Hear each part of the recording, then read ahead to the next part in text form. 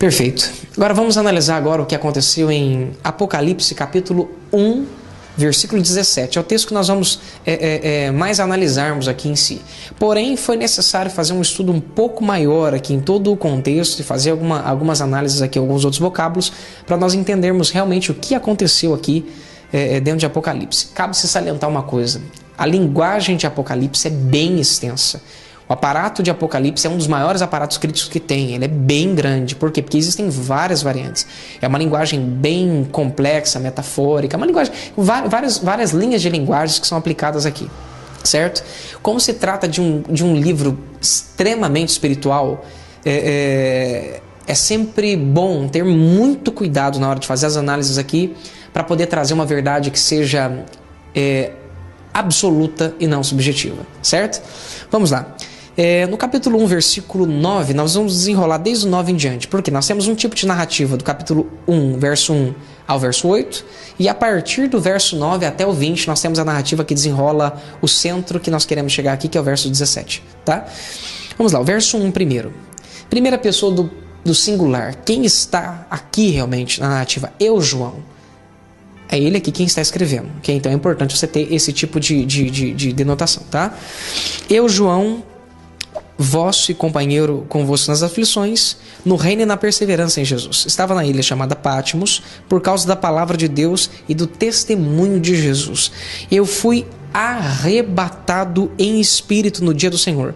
E eu ouvi de trás de mim uma grande voz, como de trombeta, que diz: o que vês, escreve no livro, envia 7 igrejas que estão na Ásia: Éfeso, Esmirna, Pérgamo, Tiatira, Sardes, Filadélfia e Laodiceia. Verso 12. E voltei-me para ver com quem falava comigo. E ao voltar-me, vi 7 candeeiros de ouro. 7 candeeiros de ouro. Verso 13. E no meio dos 7 candeeiros, alguém semelhante ao filho do homem, vestido com vestes talares, cingido à altura do peito com o cinto de ouro. A sua cabeça e cabelos eram brancos como a lã branca e como a neve, e os seus olhos como chama de fogo forte. E os seus pés eram semelhantes a latão reluzente, como que refinado numa fornalha. E a sua voz como a voz de muitas águas. Tinha ele na mão direita 7 estrelas, e da sua boca saía uma espada afiada de 2 gumes. O seu rosto era como o sol da justiça. Como o sol, como que resplandece na sua força. Quando resplandece na sua força. Estou dando algumas traduções aqui para você. Verso 17. Quando o vi, vírgula, caí aos seus pés como morto. Ponto. Porém ele pôs sobre mim a sua mão direita, dizendo: não temais, eu sou o primeiro e o último. Eu sou o que vivo, fui morto e estou vivo para todo sempre. Eu tenho as chaves da morte e do inferno. Escreve, pois, as coisas que tem visto, as que são e as que depois destas hão de acontecer. Ou seja, está falando o que está acontecendo e o futuro. Verso 20. Os mistérios das 7 estrelas. Aí nós temos aquele falando sobre o mistério das 7 estrelas e tal, que aqui já não vai fazer parte não vai mexer e nem contribuir em nada no contexto. Certo? Existem algumas coisas que é importante nós destacarmos aqui. Primeira coisa delas, nós temos aqui no versículo 1:10. A Bíblia Sagrada descreve: eu fui arrebatado em espírito. Se nós fizermos uma análise desses vocábulos que denotam essa expressão arrebatado em espírito, nós analisamos, para você ter uma noção, eu acabei tendo que fazer uma análise não só nas traduções agora em português, como em outras traduções, como em inglês e como alguns outros idiomas. Mas eu me foquei também na tradução do Rei James, porque ele tem uma tradução bem antiga também, tá? Então eu dei uma olhada na tradução do Rei James, algumas outras traduções em inglês, fiz algumas análises também junto com o Espírito Santo nas vertentes em grego, e expressamente em todas as traduções em português que eu consegui encontrar, para nós vermos como que esse vocábulo foi traduzido. A expressão em grego, quando você vai pegar ela ao pé da letra, ela traz um sentido de que ele foi envolto do Espírito Santo, envolvido do Espírito Santo e se achou em espírito. Ele ficou em espírito. Olha, eu vou dizer a você que, a não ser uma ou duas traduções da linguagem de hoje que traz uma expressão de que o Espírito estava sobre ele e que o envolveu. Mas a grande maioria das atestações traduzem essa expressão como arrebatado em espírito ou achado no espírito. Ele é arrebatado no espírito em si. O Espírito veio sobre ele. Uma coisa é clara, no original traz esse sentido com todas as letras, que o Espírito vem sobre ele e o envolve. Agora, cabe salientar também uma coisa importante, eu vou até abrir a Bíblia aqui para nós dissertarmos esse pedacinho. Cabe salientar também uma coisa muito importante aqui, que em Apocalipse capítulo 4, versículo 1 e 2, diz uma coisa muito importante. Olha para você ver que interessante. Ó. Depois dessas coisas, olhei e vi que estava uma porta aberta no céu. E a primeira voz que eu vi como som de trombeta falando comigo disse: sobe para aqui e te mostrarei as coisas que depois dessas devem acontecer. Imediatamente fui arrebatado em espírito, e o trono estava posto no céu e alguém assentado sobre o trono. Presta bastante atenção. Primeiro, nós temos uma narrativa onde Jesus pede para ele escrever todas as cartas. Então ele primeiro recebe as instruções de Jesus. Agora nós vamos ver se ele estava arrebatado ou não, certo? Depois que ele recebe as informações de Jesus, por último Jesus fala para ele. Agora, verso aqui, ó. Olha lá, ó. Verso 19. Escreve, pois, as coisas que tem visto e as que são. É a primeira coisa que ele denota aqui. Aí nós temos todo o escrito das cartas, detalhe por detalhe das cartas, e depois está escrito assim no versículo 1: depois destas coisas, olhei e vi que estava aberta uma porta no céu. Ou seja, ele estava tendo visões, certo? Depois das visões que ele estava tendo em corpo em si, o verso 2 em si diz: imediatamente foi arrebatado em espírito, ele já começa a ver os céus. Ok? Cabe-se salientar uma coisa importantíssima. A mesma expressão e a junção dos vocábulos que está no capítulo 1, versículo 10, é a mesma junção e expressão dos vocábulos que está no capítulo 4, versículo 2. Se no capítulo 4 ele está arrebatado, aí eu te faço a pergunta: o porquê que no capítulo 1 não? Existem muitos exegetas críticos, existem muitos estudiosos que querem afirmar que João não estava arrebatado ali. Tudo bem, aí eu te faço a pergunta: o porquê que no capítulo 4 ele está arrebatado, no capítulo 1 ele não está? Me deram uma resposta, disseram assim: não, Wagner, você não está entendendo. Ele no capítulo 4 ele está arrebatado porque, afinal de contas, ele dá de cara com os céus depois. Só que se você observar um detalhezinho, no capítulo 1, todo mundo traduz como arrebatado em espírito, que ele sai do corpo dele, certo? No capítulo 1 destaca-se isso, que ele sai do corpo dele e depois vê todas as instruções que Jesus Cristo dá para ele e depois as escreve. Agora eu te pergunto, como que ele vai conseguir escrever isso em espírito? Será que, afinal de contas, estou conjecturando, tá? Eu quero deixar bem claro que eu estou conjecturando. Será que ele não precisou voltar ao corpo dele para escrever aquelas narrativas? Porque no capítulo 4 nós já temos uma sentença: depois destas coisas. Acontece o capítulo 1, acontece o capítulo 2, acontece o capítulo 3. Será que ele não torna ao seu próprio corpo e reescreve tudo aquilo? Estou conjecturando. Agora eu te pergunto, se no capítulo 4 ele está arrebatado, por que não no 1? Os vocábulos são os mesmos. Me deram uma resposta, mas ninguém me afirmou nada segundo o contexto, segundo a condição gramatical. Deram uma resposta para isso, mas é uma conjectura como a minha. Então, a grande maioria das atestações aqui e a grande maioria das traduções é que ele foi arrebatado em espírito, tá? Mas nós vamos fazer as duas vertentes aqui para nós descobrirmos o que realmente aconteceu. Nós vamos fazer as duas vertentes. Olha para você ver que interessante. Capítulo 1. Suponhamos que ele não estivesse em espírito, ok? Suponhamos que ele não estivesse. Primeira coisa que nós precisamos dissertar aqui.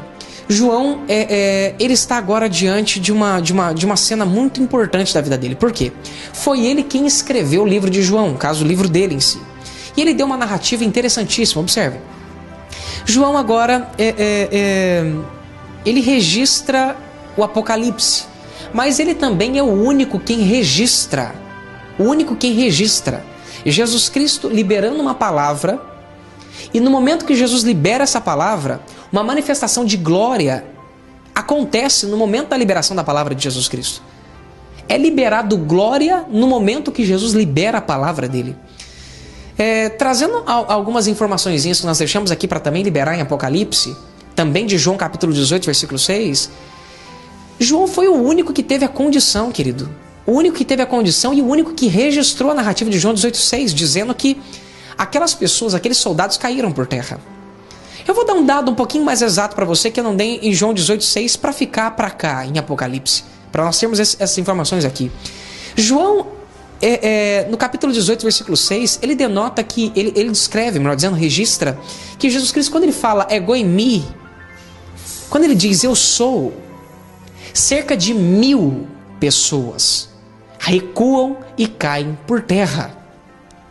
Recuam e vão para trás e caem por terra. É isso que o original diz. Eles recuam e vão para trás e caem por terra. Isso é muito importante nós destacarmos. Ele viu isso com os próprios olhos. Ele viu Jesus falando e uma manifestação da glória liberada na fala de Jesus faz 1000 pessoas serem arremessadas para trás e caírem por terra. Certo? Eles não caíram para frente, eles foram para trás. Eles estavam indo para frente e foram para trás. Matthew Henry, ele tem uma teologia de cerca de mais de 300 anos. Ele é muito respeitado no nosso meio hoje em dia. Ele tem os seus méritos e a teologia dele é bem respeitada. Matthew Henry dá uma nota interessantíssima sobre o Apocalipse. Ele diz em João capítulo 18, ou melhor dizendo, em João capítulo 18, versículo 6, ele diz que Jesus mostrou quem realmente ele era ali. E também, uma vez mais, que ele estava sob o controle. Matthew Henry diz que ele forçou aquelas pessoas a irem para trás. Eles não caíram no chão, ou melhor dizendo, eles não se prostraram o rosto em terra como que adorando a Jesus Cristo, como que quisessem. Eles foram para trás como que atingidos por um relâmpago. É como se um relâmpago batesse no chão e forçasse eles a serem arremessados para trás. Eles não caíram para frente, como diz, segundo a narrativa de Henry. Eles foram para trás e caíram por terra. Eles foram para trás e caíram por terra. Não porque queriam, mas porque ficaram impossibilitados de terem qualquer outro tipo de atitude. Porque Jesus se manifestou ali também na sua fala como Deus. Ele liberou a sua glória como Deus. Agora, vamos fazer um paralelo interessantíssimo. João foi testemunha ocular desse acontecimento. João, uma vez mais, viu Jesus falando e liberando em glória uma palavra que fez cerca de 1000 pessoas. Cerca de soldados, oficiais dos sacerdotes, que eram guardas pessoais, oficiais dos fariseus, guardas romanos e judeus que estavam ali, que foram prender Jesus Cristo. Todo esse tipo de gama de pessoas, desde incrédulos até pessoas que criam no Deus de Israel, até pessoas que tinham até sua fé ali duvidosa nesse quesito, acerca de Deus, assim, divindade em si. Jesus fez tanto incrédulos como crentes ali, e junto com Judas, todos eles serem arremessados para trás e caírem por terra. Caírem de costa por terra. Agora, João registrou isso. Uma palavra em glória. Agora eu gostaria que você entendesse uma coisa. Aqui João está, suponhamos que no seu corpo físico ainda, tá? Diante de Jesus Cristo, não mais falando só em glória. Agora ele estava falando em glória e estava em glória. Seus olhos eram como chama de fogo, seus cabelos brancos como reluzentes como a lã branca, os seus pés como refinados em latão, todo reluzente. Jesus está, o seu rosto como o sol da justiça. Agora imagina, a reação de uma palavra em glória fez 1000 pessoas caírem por terra. Agora, quando ele viu Jesus em glória, ele não cai só por terra, ele cai por terra como morto. Como morto. Já é incrível isso daqui. A palavra em grego, já vou adiantar para você, daqui a pouquinho nós vamos escrever sobre ela. A palavra em grego traz o sentido de cair do mesmo jeito. A raiz dessa palavra em grego, que nós já vou mostrar para vocês, é pípito. É literalmente pípito. E não existe nenhum tipo de denotação de adoração, súplica, rogando, pedindo a Jesus, nem nada. Não aconteceu nada disso depois da narrativa. E nenhum dos outros capítulos ali. Pode decorrer o Apocalipse inteiro que você não vai ver. João em nenhum momento ele pratica esse tipo de atitude para Jesus. E não existe um vocábulo em grego que denota esse tipo de prática. Ou seja, ali é cair. Ele caiu com o rosto em terra como morto. Literalmente como morto. Essa expressão caiu com o rosto em terra é porque ele caiu diretamente no chão. Ele não se prostrou. Literalmente ele não se prostrou. Se aqui fosse o caso de prostrar, por que a palavra morto então? A questão é que diante da glória de Jesus Cristo ele caiu realmente como morto, sem função nenhuma no corpo dele. Ele estava consciente do que estava acontecendo? Estava. O corpo dele funcionava? Sim, exatamente. Do mesmo jeito, se é que ele estava em corpo, normal. Só que ele perdeu todas as condições de si mesmo, todo o controle pessoal de si, que ele tinha no seu próprio corpo de conseguir se movimentar. Agora nós vamos para uma outra vertente. Se você lembrar do Antigo Testamento, você vê que Moisés está em cima do monte para ver a glória de Deus. E quando Deus passa entre as fendas da rocha, a glória de Deus é lançada dali e toca o rosto de Moisés e o seu corpo. Literalmente toca. Só que tem uma informação fantástica ali. A Bíblia Sagrada conta que mais ou menos 2.800 metros rochosos começam a trepidar diante da glória de Deus. Literalmente começa a trepidar. Agora imagina, amado, 2.800 metros rochosos não suportam a glória de Deus. Você acha que João, que tinha baixa estatura que eu digo, ele não era um homem zarrão e nem tampouco um homem forte, segundo a história de João, ia conseguir suportar ver Jesus, um do lado do outro aqui, Jesus na frente dele praticamente, em glória. Você acha que ele ia conseguir suportar? Agora nós vamos para uma outra vertente. Arrebatou um espírito mesmo. Que poder é esse, gente? Que faz um espírito que é incorruptível. Faz um espírito que não pode ser abalado por nada. Cair como morto. A grande maioria das evidências aqui provam que ele estava em espírito. Agora eu te pergunto. Veja o tamanho da glória de Jesus Cristo, que faz até um espírito que não tem como ter queda cair por terra. Literalmente. Literalmente. Como morto. Aqui nós temos João apóstolo caindo pelo poder de Deus, quer seja em espírito ou no seu corpo. Agora vamos observar qual é o vocábulo grego que denota aqui o momento da queda dele, no capítulo 1, versículo 17. Perfeito, agora vamos acompanhar aqui na narrativa de Apocalipse, capítulo 1, Apocalipse, capítulo 1, versículo 17. Ok, nós vamos ver o que realmente aconteceu. Qual que é o vocábulo grego aqui, se ele denota prostrar ou cair-se. É importante nós refrisarmos uma ideia de novo. Observem bem, eu vou repetir uma vez mais. Observe bem o cenário. Imagina, João, ele literalmente conseguiu, como testemunho ocular, observar isso, queridos. Eu quero destacar isso aqui uma vez mais. Se uma palavra revestida de glória, amados, fez com que cerca de quase 1.000 pessoas diante dos olhos de João fossem para trás, e eles fossem arremessados para trás e caíssem em terra, agora João está diante literalmente de Cristo Jesus. Só que agora em glória, queridos. Aí já vem a narrativa dele. Quando eu o vi, eu caí por terra. Só que não caiu simplesmente por terra, ele caiu como morto. Por quê? Porque ele viu ele em glória, amados. A potência é muito maior de Jesus em glória do que simplesmente Jesus liberando uma palavra, manifestando também a glória na sua palavra, liberando uma palavra carregada de glória, ok? Mas vamos lá. Capítulo 1, versículo 17. Afinal de contas, ele cai ou não cai? O vocábulo grego aqui para essa oração é esse aqui, ó. Vamos colocar acentuação. Ó,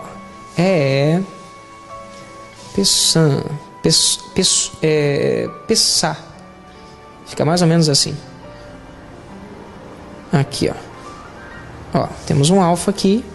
Esse é o vocábulo grego que está em Apocalipse capítulo 1, versículo 17. Certo? A raiz desse vocábulo é a famosa de sempre, que é pípito.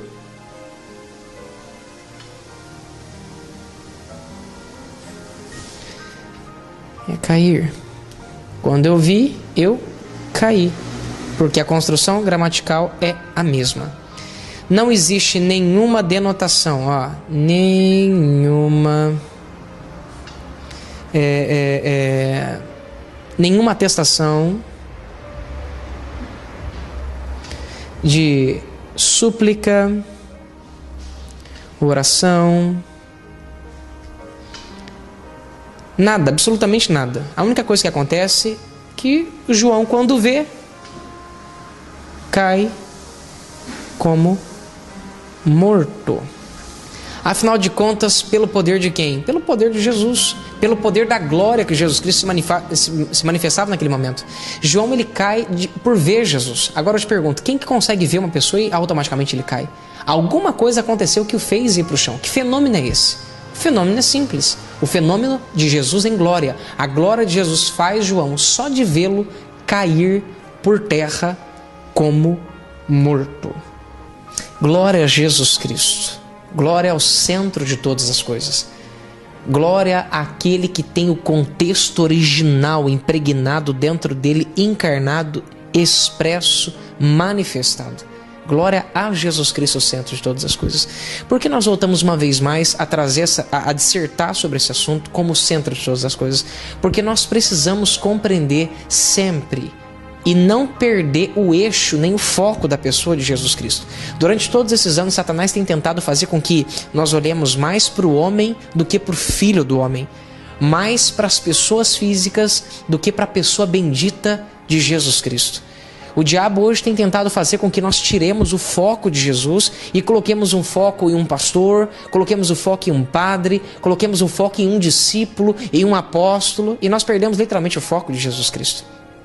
E nós não podemos fazer isso de forma alguma. Não podemos fazer isso de maneira alguma. Nesse momento de transição agora, onde nós vamos falar um pouquinho também entre as expressões cair sob o poder de Deus e prostrar-se, e que nós vamos transitar do Novo Testamento para o Antigo Testamento, é necessário nós entendermos que Jesus Cristo, ele continua sendo o centro de todas as coisas. Ele é o centro das profecias. As maldições se encerram em Jesus. Ele é o centro do Novo Testamento pro Antigo, do Antigo Testamento para o Novo, melhor dizendo. Você pega hoje, que homem é esse que é o centro do tempo? Hoje nós começamos com o tempo a partir de Jesus e antes de Jesus. Ele é o centro do tempo. Ele é o centro de tudo e de todas as coisas.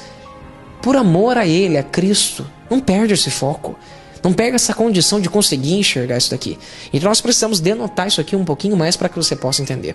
Nós falamos um pouquinho na outra parte desse estudo que Jesus, ele é a coleção das ideias do Pai expressas em atitude e manifestas em carne aqui na Terra por quando ele se manifestou aqui. Então é importante nós compreendermos isso para que nós não venhamos a sair fora nem um segundo do centro da vontade de Deus. E Jesus Cristo, ele é o centro de Deus, e o que está dentro dele é o centro da vontade de Deus, que são os pensamentos que vieram do próprio Deus. Então é importante nós guardarmos esse tipo de conotação, de denotação pelo qual nós vamos dissertar aqui agora. Agora observe uma coisa. Para nós fazermos essa transição do Antigo Testamento para o Novo Testamento, nós precisamos observar que Jesus Cristo, ele é o centro até do Antigo Testamento. Como assim do Antigo Testamento? Observe para você ver. Em Mateus capítulo 5, versículo 17, a palavra de Deus diz que Jesus não veio para abrogar a lei, mas sim para cumprir a lei. Só que aqui vem uma palavrinha que eu gostaria que você observasse aqui. As profecias se cumprem em Jesus. Se você pegar o Evangelho segundo São Mateus, você vai ver literalmente que existe a maior coleção de palavras cumpriu-se, cumpriu, está tudo em Jesus. Para se cumprir tal profecia, cumprindo assim então as Escrituras, como foi dito pelo profeta Isaías, como foi dito pelo profeta, e assim várias e várias vezes são denotados aqui dentro do Evangelho de Mateus. Sempre você vai ver tudo apontando para a pessoa de Jesus. A palavra cumpriu ali em grego, ela não traz simplesmente que Jesus ele veio para cumprir somente a lei. O sentido ali não é somente esse. Essa palavra na Septuaginta, porque o grego vem desde a Septuaginta primeiro para depois entrar o Novo Testamento, aprenda isso. Torno a repetir uma vez mais, já disse na sala de aula, tornei a repetir na parte do estudo e vou tornar a dizer de novo. Existem duas versões que são atestadas como original, a Septuaginta e a versão grega massorética. Porém, a versão hebraica massorética, e a versão grega. Só que a versão mais fiel é a versão hebraica, ok? Isso é para ficar bem claro. Literalmente bem claro. Existe uma escrita linear Preste atenção. Uma escrita linear nos escritos hebraicos que trazem uma fidelidade maior que uma boa parte dos textos da Septuaginta. Okay? Então é importante você guardar isso no seu coração. Depois do Antigo Testamento, na Septuaginta, aí vem o Novo Testamento em grego. Septuaginta grego, Antigo Testamento e Novo Testamento em grego também. Ok? Então a Septuaginta, quando ela foi traduzir o vocábulo específico, preste atenção, o vocábulo específico para a palavra cumprir-se, ela foi buscar na raiz do hebraico. E essa palavra cumprir-se na raiz do hebraico significa, preste bastante atenção, tornar completo. Tornar completo, encher, trazer a totalidade. Então o sentido no original não é simplesmente cumprir. Você vê nas próprias atitudes de Jesus. Jesus não simplesmente cumpriu. Jesus, ele completou. O que disse os antigos? Olho por olho e dente por dente? Eu tô aqui para cumprir isso. Certo? Mas agora, como tudo se encerra em mim, agora eu vou completar. Eu vou trazer a totalidade. Cumprir. Cumprir significa trazer o completo. Eu vou cumprir essa parte, que é o que já existe, e vou trazer a condição de completar isso daqui. Os antigos disseram o quê? Olho por olho, dente por dente. Eu, porém, vos digo. Eu, porém, vos digo. Amarás os teus inimigos e orarás por aqueles que vos perseguem. Agora eu te pergunto, ele só cumpriu ou completou? Será que ele só cumpriu ou completou? Os escribas falavam, nossa, que autoridade é essa? Ele fala como quem tem autoridade, realmente. Ele fala como quem tem autoridade mesmo, autoridade própria. Por quê? Porque ele é o centro dos ensinamentos de Deus. Lembra de Gênesis? No princípio Deus teve uma ideia. Essa ideia era uma pessoa. Essa ideia se encarnou e o nome dela é Jesus Cristo. Ele falava como quem tinha autoridade porque ele tem autoridade, ele é Deus. Por isso ele diz, o que Moisés disse? Moisés disse isso, eu, porém, digo isso. Porque ele é o centro. Ele é o centro de todas as coisas. É importante nós guardarmos isso. Por isso nós dissertamos um pouquinho sobre algumas condições de Paulo, algumas condições de Pedro. Algumas condições de Paulo fazer algumas coisas que não deveriam ter sido feitas. Queridos, aprenda uma coisa. Quando você começa a estudar a história de Paulo inteira, você começa a observar que Paulo, ele começa a história dele, ele erra, acerta, faz algo errado, volta atrás no que ele fez, vai consertar de novo. Você vê que Paulo está numa ascensão de aperfeiçoamento. Tanto que ele disse isso várias e várias vezes. O próprio João, apóstolo João, ele diz sobre isso, que no amor nós somos aperfeiçoados. Então nós aqui na terra, por meio de Jesus, que é perfeito, nós somos aperfeiçoados. Paulo errou? Errou. Eu erro, você erra, um bocado de pessoas erram. Nós temos que entender isso aqui. Agora, pastor, o porquê então que Deus permitiria escrever na Bíblia Sagrada, literalmente na Bíblia Sagrada, esse vocábulo dito por Orígenes, por que ele permitiria isso daqui? Para você aprender que não só, preste atenção, não só na época dos apóstolos existiam erros deles que iam sair fora do conceito original de Jesus, ou seja, dos ensinamentos originais de Jesus, como nos tempos de hoje. Nós temos literalmente pastores hoje que determinam coisas absurdas que não estão na Bíblia Sagrada. Eles dão uma ênfase de ordem dizendo ou é assim ou não é, e Jesus não disse nada disso. Literalmente não disse nada disso. Eu vou deixar uma só aqui no ar, tá? Aonde está escrito, por favor, não me traga conjectura, não me traga o que você pensa, me traga literalmente fundamento. Fundamento significa contexto com toda a regra gramatical do grego ou com toda a regra gramatical do hebraico. Me traga o sentido do original.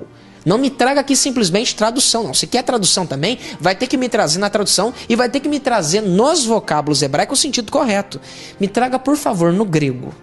No grego, por favor. Segundo os originais, aonde está escrito que eu preciso, preste atenção, batizar para ceiar. Você vai fazer uma análise de alguns recursos, de algumas coisas que aconteceram para levar a ceia. Alguns, Mas você não vai chegar numa conclusão, um versículo específico que diz sobre isso. Você não vai. Nós criamos por hipóteses que isso deve ser isso.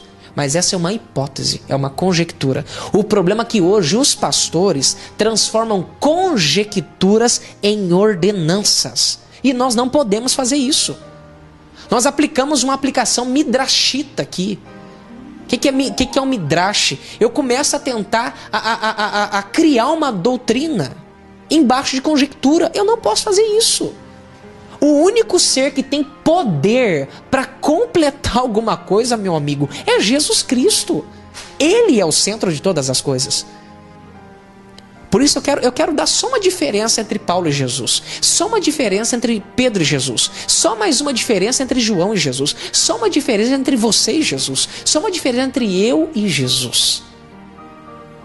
Eu vou errar. Você vai errar. Pedro errou. Paulo errou. João errou. Mas Jesus nunca errou. Jesus nunca errou. Por isso nós temos que tomar um pouquinho de cuidado. Nós podemos às vezes ensinar coisas que estão fora daquilo que realmente Jesus Cristo ensinou. Durante um bom período desse momento da minha caminhada, Deus tem me mostrado muito sobre as coisas que eu já ensinei que estavam erradas, sem fundamentações na pessoa de Jesus Cristo. Quando que eu descubro se o ensino é verdadeiro e genuíno? Quando esse ensino é exatamente o que Jesus Cristo ensinou. Porque nós somos cristãos. O que significa ser cristão? Eu sigo os ensinamentos de Jesus. O que ele ensinou. Literalmente o que ele ensinou. Aí você pode falar assim, pastor, e o Antigo Testamento? Não se esqueça que Jesus veio para literalmente trazer a totalidade daquilo. Então significa que aquilo que Jesus Cristo repassou lá de trás é o que realmente é. Você quer ver uma coisa? Jesus Cristo não bateu no decálogo do Antigo Testamento. Jesus Cristo bateu nas doutrinas, preste atenção que eu estou lhe dizendo, nas doutrinas dogmáticas humanas, na religião que o homem criou. Jesus Cristo não bateu no decálogo. Jesus Cristo bateu naquilo que o homem colocou além do decálogo. Nos preceitos humanos, nas doutrinas de homens. Foi isso que Jesus Cristo bateu. Absolutamente foi isso que bateu. Um exemplozinho clássico aqui para a gente poder terminar. Eles tinham que lavar mãos. Marcos 7. Tinham que lavar mãos, mas tinha todo um ritual para lavar a mão. Vão conjecturar que se a água não cai no cotovelo, não passa, se não escorre no dedo do meio da mão, a mão não ficou totalmente limpa. Para os judeus era isso. Eles tinham todos esses dogmas humanos. E Jesus Cristo vai lá, onde vocês arrumaram isso? Eu, como sou o centro dos ensinos, eu, como possuo todas as vontades do Pai, eu, como sou a pessoa original, eu, como sou o modelo que o Pai disse a Moisés que viria, eu te pergunto, da onde vocês arrancaram isso se eu não ensinei isso? Se eu sou a verdade, a gente só descobre o que é verdade, a gente só descobre o que é mentira quando a verdade se manifesta.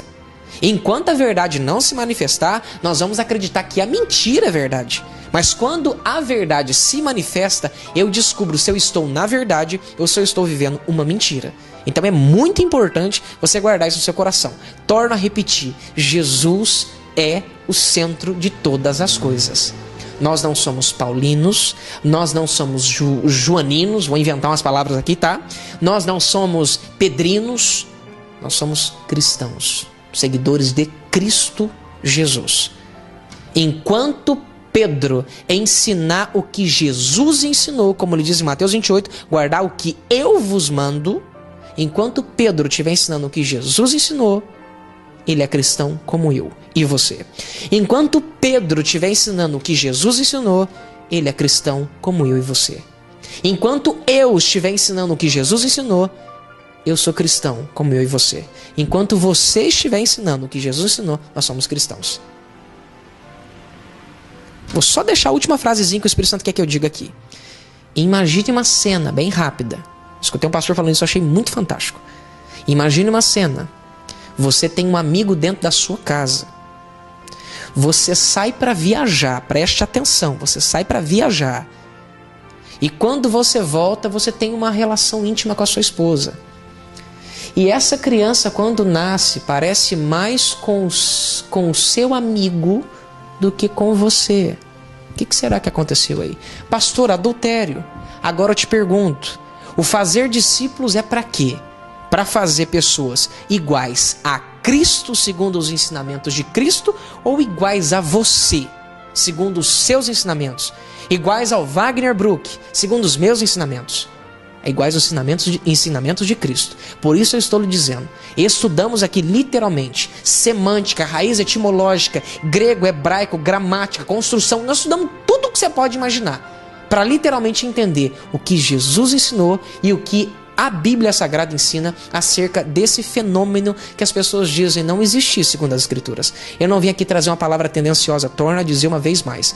Eu vim aqui para que a verdade se manifeste. E se nós estivéssemos na verdade, nós permaneceríamos nela. Agora, se o que nós praticamos é uma mentira, é literalmente uma mentira, então a verdade de Cristo ia trazer à tona. João 18,6, meus amados, ali não é Paulo que diz eu sou. Ali não é Pedro que diz eu sou. Ali não é Wagner Brook que diz eu sou. Ali não é João que diz eu sou. Ali não é Tiago que diz eu sou. Ali não é Judas que diz eu sou. Ali é o original dizendo eu sou. Ali é o centro da vontade de Deus dizendo eu sou. Ali, meus amados, é literalmente, preste atenção, literalmente, o Filho contendo toda a vontade do Pai, dizendo eu sou. E depois que o Filho faz isso, algo acontece. Algo sobre-humano acontece que faz as pessoas serem arremessadas para trás e caírem em solo, caírem em terra. Algo sobre-humano acontece. Aí você pode falar, pastor, será que isso era de Deus? Agora eu te pergunto, Jesus fez alguma coisa fora da vontade do Pai dele? Por que você acha que Jesus Cristo diz, eu não faço nada que eu não vejo meu Pai fazendo? Por que você acha que Jesus Cristo disse que literalmente, preste atenção, literalmente, ele só falava o que o Pai o dava para falar? Por quê? Porque toda a vontade do Pai estava implantada dentro dele para que ele cumprisse a vontade do Pai, manifestando e colocando em expressão a vontade do Pai aqui na terra. Literalmente. Então tudo que Jesus Cristo fez foi para cumprir a vontade do Pai. Jesus Cristo disse, João tem maior testemunho do que eu. Por quê? Porque se eu falar de mim mesmo eu estou mentindo. Então como ele está dando testemunho de mim, o que ele fala é mais verdade do que eu estou dizendo. E tudo aquilo que o Pai, preste atenção, João, Evangelho segundo São João diz isso, tudo aquilo que o Pai me deu para fazer, essas obras que eu faço, testificam que o Pai me enviou. Que obras são essas que Jesus Cristo fez? Dizer eu sou, as pessoas recuarem e caírem por terra? Então põe uma coisa no seu coração. O centro de toda a narrativa aqui é João 18,6. Foi Jesus quem fez. Depois de Jesus, nós temos o Novo Testamento, esses fenômenos continuando acontecendo, e nós temos esses fenômenos acontecendo desde o Antigo Testamento. E agora nós vamos realmente passar por essa fase de transição para nós entrarmos nos termos hebraicos aqui, ok? Vamos lá. Primeira coisa que nós precisamos guardar no coração aqui. Na própria tradução, nós já vemos a diferença entre o vocábulo cair com o rosto em terra e prostrar-se com o rosto em terra. Vamos ver qual é o sentido na tradução de cair com o rosto em terra? Vamos lá. Nós temos aqui no Evangelho segundo São Mateus, Evangelho de Mateus, capítulo 17, versículo de número 6. Eu vou trazer a versão da contemporânea e vou trazer também para você a versão da Almeida revisada, atualizada, corrigida, elas todas que dão a mesma coisa, tá? Capítulo 17, versículo 6. Os discípulos, ouvindo isso, caíram com o rosto no chão. O que é chão? É terra, mesma coisa. Caíram com o rosto no chão. Vamos ver aqui agora em Lucas capítulo 5, versículo 12. Vamos ver se tem diferença. Vamos ver Jesus, por que não? Vamos ver o próprio Jesus aqui? Vamos ver se esse vocábulo, ele realmente traz o sentido de prostrar e a diferença de cair. Vamos lá, Mateus capítulo 26, versículo 39. Jesus está tanto dentro de mim que eu já estou chamando ele de livro já. Mateus capítulo 26, alguns capítulozinhos para frente aqui, versículo 29, olha lá, ó.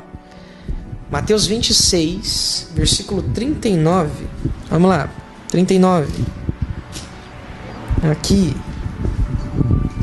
39, está escrito assim, ó, Jesus Cristo lá no jardim do Getsemane, indo um pouco adiante, prostrou-se sobre o seu rosto. Como que você consegue prostrar sobre o seu rosto se não for em terra? Ok? Prostrou-se sobre o seu rosto. Algumas traduções está escrito aqui, ó. Prostrou-se sobre o seu rosto em terra. Ao meio da revisada atualizada e outras traduções, só contemporânea que não. Mas como o verbo aqui, prostrar-se, a raiz desse verbo é pípito, o sentido aqui, a raiz é pípito, porém, preste atenção, porém, existe aqui uma oração, existe uma súplica a Deus. A tradução que vira literalmente prostrar-se. Olha na tradução, vamos falar de tradução ainda, nada de original. Indo um pouco adiante, prostrou-se sobre o seu rosto. A grande maioria das traduções está escrito em terra. Prostrou sobre o seu rosto. Como que você consegue prostrar se não for em terra? Tem mais, pastor? Tem, vamos lá. Lucas 5,12. Vamos para o Evangelho segundo São Lucas. Capítulo 5, versículo 12. Tradução, hein? Não estou falando de original ainda. Capítulo 5, versículo 12. Está escrito assim: Estando Jesus numa daquelas cidades, ok? Veio à sua presença um homem leproso. Vendo a Jesus, prostrou-se com o rosto em terra. A própria tradução já traz a diferença entre prostrar-se e cair-se com o rosto em terra. A própria tradução já mostra. Então não precisaria nem discutir sobre esse assunto. A própria tradução mostra cair e prostrar. Pastor, o que tem a ver cair e prostrar? Primeiro, cair é um ato involuntário. Involuntário. Absolutamente involuntário. Enquanto prostrar-se é um ato totalmente voluntário. É algo voluntário, absolutamente voluntário, extremamente voluntário. Então a própria tradução já mostra isso. Pastor, só no Novo Testamento? Não, podemos ir no Antigo também. Vamos lá. Quem se esquece? Pastor, qual que é o verdadeiro sentido de cair com o rosto em terra? O senhor mostrou lá em Mateus 17, cair com o rosto em terra. Qual que é o sentido de cair sobre o rosto em terra? Pastor, lá é prostrar, pastor, lá é prostrar. Esse negócio não é cair lá não é prostrar. Calma, já vamos para o original, mas vamos primeiro na tradução. Vamos ver qual que é o sentido desse. 1 Samuel, capítulo 17, versículo 49. Abre lá junto comigo, acompanha comigo, por favor, que isso aqui é um estudo. Samuel, vamos lá, eis para trás, 2 Samuel, 1 Samuel, capítulo 17. Versículo de número 49. Passagem que é essa, pastor? Davi e Golias, todo mundo conhece essa passagem. O versículo não precisa nem dar contexto aqui, você já conhece, é fácil, tá? Davi meteu a mão na forge, tomou uma pedra com a funda e atirou e feriu o filisteu na testa. Aqui nós sabemos de uma ação sobrenatural. Algo aconteceu de sobrenatural. Que pedra que vai encravar na testa de uma pessoa, a pessoa vai morrer. Ou melhor dizendo, vai cair ali, ó, sem sentido. Ou melhor dizendo, vai cair ali e ficar paralisado daquele jeito ali. Ele caiu ali quase que como morto ali. Por quê? A narrativa diz: tu vens a mim com espada e escudo. Eu vou até você em nome do Senhor dos Exércitos. Eu vou mostrar pra você que com uma pedrinha eu consigo jogar você no chão. Foi isso que Davi realmente estava dizendo. E a narrativa traz esse sentido aqui, tá? Vamos lá. Davi meteu a mão no alforje, tomou uma pedra e com uma funda atirou e feriu o filisteu na testa. A pedra encravou-lhe na testa e ele caiu com o rosto em terra. O tronco verbal em hebraico aqui para essa palavra caiu é tronco kal. Eu caí, ele caiu com o rosto em terra. Olha a mesma expressão do Novo Testamento. Caiu com o rosto em terra. Mateus capítulo 17, versículo número 6. Caiu com o rosto em terra. 1 Samuel capítulo 18, versículo 49. Caiu com o rosto em terra. Então a própria Bíblia na tradução, meu irmão, na tradução já dá essa diferença já entre cair e se prostrar. Cair, aqui eu te pergunto, ele tomou uma pedrada na testa e se prostrou? Então cair com o rosto em terra é algo voluntário? Eu te pergunto, Golias queria cair aqui? Ou queria arrebentar com Davi no meio? Aquele caiu e não foi um ato voluntário. Foi mediante a um outro ato que o fez desabar e cair por terra. Então, na própria tradução, nós já temos a diferença entre cair com o rosto em terra ou não. Agora vamos para o original. Vamos para a versão grega. Vamos analisar isso em grego. E vamos ver literalmente se ele caiu realmente ou não. E depois nós vamos para o hebraico, para ver se ele caiu realmente ou não. Se as passagens hebraicas nós vamos dissertar. O que nós vamos falar aqui sobre prostrar-se? Em Lucas capítulo 5, versículo 12. Em Lucas capítulo 17, versículo 16, que é a passagem dos leprosos. Em Mateus capítulo 26, versículo 39. 1 Samuel capítulo 17, versículo 49. E depois nós vamos dissertar versículos aqui no Antigo Testamento, como 1 Reis capítulo 8, versículo 11. Aqui já é uma passagem sobre cair. Nós temos aqui 2 Crônicas, capítulo 5, versículo 14. Nós temos Ezequiel, tudo cair. Ezequiel 1, 28. Ezequiel 3, 23. Ezequiel 43, versículo 4. Ezequiel 44, versículo 4. São todas as passagens que denotam literalmente cair por terra. Daniel, capítulo 8, versículo 17. Versículo 18. Capítulo 10, versículo de número 9. Todas essas passagens denotam cair por terra por algo divino. Ou seja, pelo poder de Deus. Literalmente pelo poder de Deus. Então nós vamos denotar aqui. Eu quero só fazer uma nota importante para você poder entender. A gramática do grego é diferente da gramática do hebraico. Quais são os problemas na gramática do grego? Preste bastante atenção. Quais são os problemas? Os problemas da gramática do grego é o advérbio. Por exemplo, enquanto no hebraico tudo sai do verbo. Tudo sai da raiz triconsonantal do verbo. O verbo vai determinar toda a oração. É a partir do verbo que você constrói a frase. Agora no grego não. No grego você busca na raiz do verbo o sentido do verbo, mas o que traz a condição de traduzir? Por exemplo, para você traduzir algo no grego, você precisa de todo um cuidado gramatical. Você precisa da regra contextual e você precisa da regra gramatical de toda a oração. Você precisa respeitar todos esses vocábulos, todos os advérbios, as conjunções, as preposições e os pronomes. Você precisa respeitar absolutamente tudo. Agora no hebraico já é um pouquinho mais fácil de você poder ir. Você já pega o mal pela raiz, pela raiz do verbo e pelo tronco verbal do hebraico. Nós vamos ver isso daqui a pouquinho. Então, quais são os problemas do grego para a hora da tradução? O problema dos advérbios. Os advérbios vão denotar intensidade, os advérbios vão denotar tempo, os advérbios vão denotar a transição de estado de um lugar para o outro. As conjunções já vão denotar a questão de causa, a questão de possibilidade, se você fizer isso. As preposições vão trazer uma questão de dentro, fora, em cima, embaixo. Os pronomes vai trazer a questão de demonstrativo. Vão trazer várias outras funções. Estou dando só um exemplo aqui para você poder entender. Então você precisa julgar cada palavra dessa, cada vocábulo desse, direitinho, segundo a sua classificação gramatical, para você não perder o sentido. Por exemplo, um pronome demonstrativo. Este microfone é meu. As pessoas erram aqui. Este e esse. Este microfone é meu. Se eu pegar esse microfone e der para você segurar, eu vou dizer: esse microfone é meu. Ou seja, no pronome demonstrativo, eu não posso errar isso daqui. Este significa algo que está sobre a minha posse, está sobre as minhas mãos.